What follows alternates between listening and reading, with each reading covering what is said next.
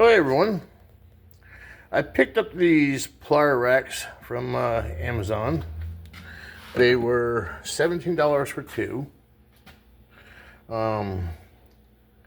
Anybody knows that I have an issue with space in my toolboxes. I just don't have none.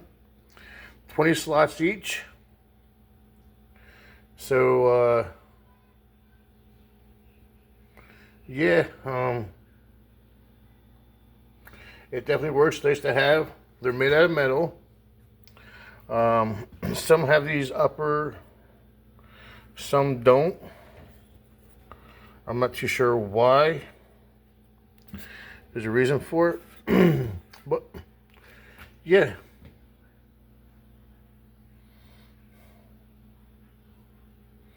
Definitely nice to have.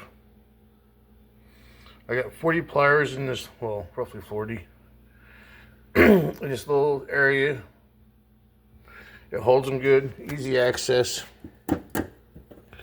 And for, like I said, under 20 bucks for two rails, that's a great deal. I'll post a link for them down in the description. Check them out if you need them. Later, folks.